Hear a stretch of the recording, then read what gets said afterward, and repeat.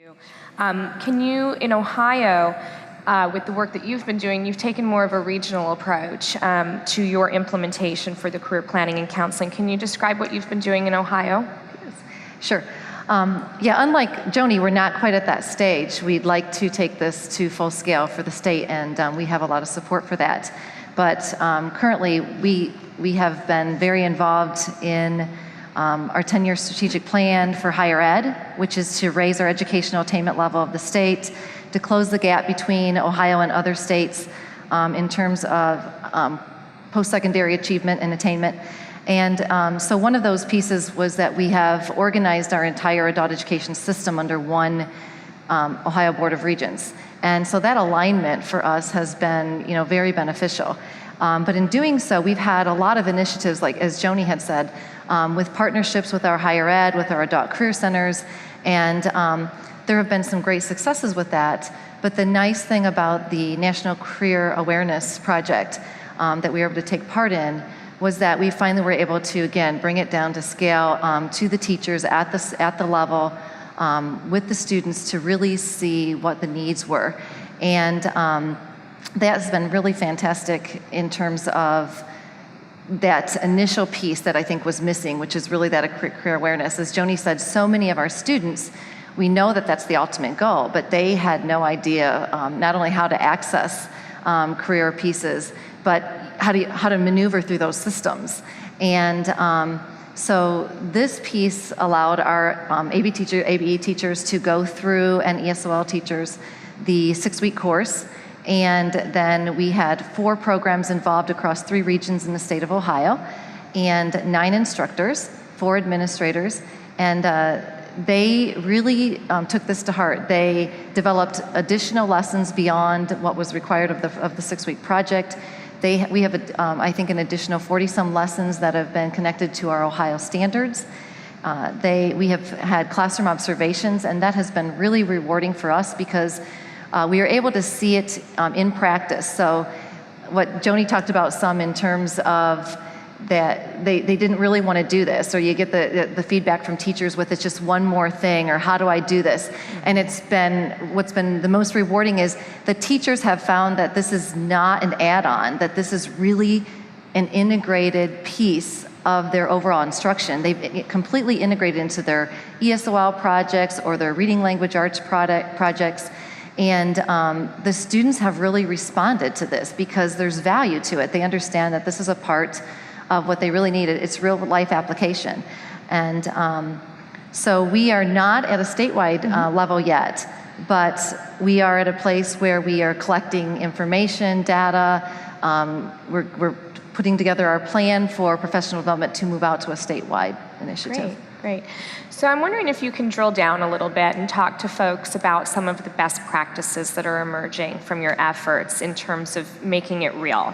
Sure. We have several projects going on. One that I think has been very interesting has been through one of our programs. They have developed what they call an ICAP, which is an individual career and academic plan. So they have not only fully implemented this piece into their reading language arts curriculum, they've started this process in the orientation. So every student who comes in actually gets a career folder. And what's different about this from an individual learning plan is that career piece. That element has been integrated into it. And so the students come in, and from the very first day, they are already looking at and trying to focus on what that outcome is going to be, where they want to go, whether that's into the workforce or whether that's into career planning pieces. But that is a part of their overall curriculum from day one. And so that's been really exciting. And then again, they've also integrated into their reading language arts, so that component is carried on throughout their entire time with the program. We have other projects that have a transitions coordinator. So even though the homeroom teachers are integrating elements of career awareness, they have an actual transitions coordinator who comes into their classroom a couple times a week and kind of co-facilitates the lessons with the actual homeroom teacher or classroom teacher. And so that has been very successful too. The students are very aware of those days and that the individual's coming in, and it's opportunity for the students to look at the academic pieces, but also to look at those career elements, to learn the systems like they've integrated technology. It's been really successful with the technology piece and that integration and understanding how to maneuver through those systems. Great. Joni? I brought one thing up that came out of the survey. One of the most innovative ways that ICA has been implemented is at a distance. One of our distance learning teachers created an online delivery method through a Blackboard learning management system, and she actually loaded all of the student handouts from ICA into this program, and that way the students could access it and they use it for online journaling. So there is a way to do this at a distance. Now with the way our policy is written, we have to try that out with more than one teacher and then assign how we're going to assign our proxy hours to that. So we're in that process. So we're very excited about that. One other way in the ASE classroom, in the secondary education classroom, another teacher is using these ICA lessons as essay prompts. So programs are starting to use it and think in those terms. But I want to compliment OVE for your insight in releasing that online intensive course, because it actually does make sense for one of my main concerns, and always has been, is serving that most in need population. So thank you for that, and I also thank the Massachusetts folks for thinking through to address that population. Great, great. I want to remind people as we're talking up here and sharing our information that you do have the opportunity to ask questions, and we are going to open it up in a few minutes to some Q&A from the audience. So please feel free to, again, use the hashtag that you can see behind us on the red screen, hashtag it which is on Twitter for Create Pathways, or your cards can be passed back to the back of the room. I want to go back to Cheryl, actually, and ask you a question.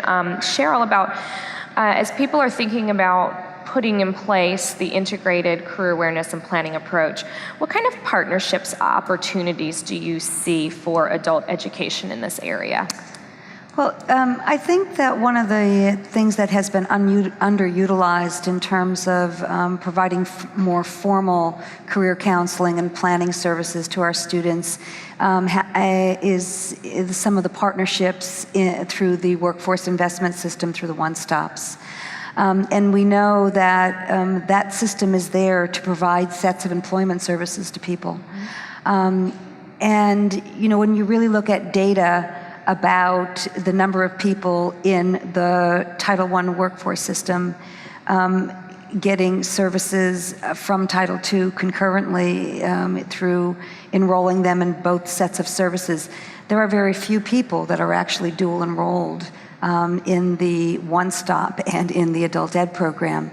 So I think that entering into partnerships with the one-stop program and agreeing to try to maximize the opportunities for dual enrollment into the two systems could be real ideal for our students, because it could provide to them not only a good set of educational services, but a good set of employment services that would include career counseling, but also go beyond career counseling and planning. I'd like to share a piece that was kind of an unexpected outcome with the project. And there's a piece of the ICA curriculum that asks the students or the teachers to get engaged with their one-stop. And Ohio has had one-stop partnerships with their ABLE programs for years. But it was very interesting because teachers, they've kind of let that partnership go. Maybe in terms of paper it was there, and they're still very aware that they have a lot of students who are engaged with their one-stops.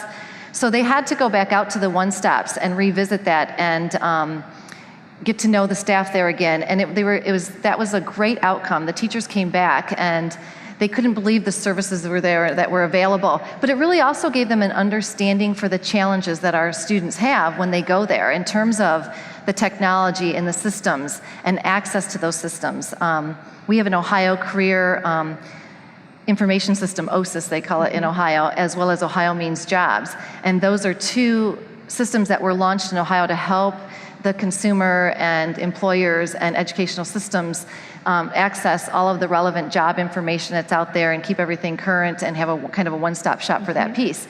And so this gave our teachers an opportunity to learn more about those systems and then in turn help their students. And that was a great outcome. Great. Joni, you want to talk about Just partnerships? in the pilot that we talked about, where we required that the teachers go through this, they've created what they call workforce literacy resource teams. We were participants in the Policy to Performance project that Kratos is sponsored, and that during that project, one of the outcomes was to create these workforce literacy resource teams, which at the state level, or at the local level, which included someone from the One Stop Center, whether it's staff or a vendor, and then someone from the adult ed program, possibly a teacher, and someone from the community, an employer. And through these teams, the same thing, Jody, that you're talking about was the result, because they began to understand each other's language, they began to understand each other's processes and resources. They didn't know we could do this, we didn't know they could do that, and so it's brought it together. It's kind of ironic that after this many years, when I guess Congress intended for us to work at that level, it's finally coming to fruition at the local level in a real way for the students. And I think it's really important for adult educators to reach out to the one-stops around those kinds of referrals, so that our students are not walking into a center cold, where there have not been agreements or understanding about the sets of services or the kinds of needs that our students have. Those kinds of partnerships need to be cultivated, and agreements need to be put in place around how services would be delivered, how students would be handled in both aspects of those systems, so that it really is, so it does really feel like it fits for our students, from the user perspective. And I think that there's lots of opportunity there to do that. We have done some projects in the past around coordination with the workforce system, and really found through that project that there were really basic level relationships that were not in place, that needed to be put in place. So, I mean, the takeaway lesson from me is, don't underestimate the level of understanding between the two systems. Really work to be clear at the most basic level how referrals should happen, what sets of services are, who students are, and those kinds of things, so that it feels like a good fit for our students.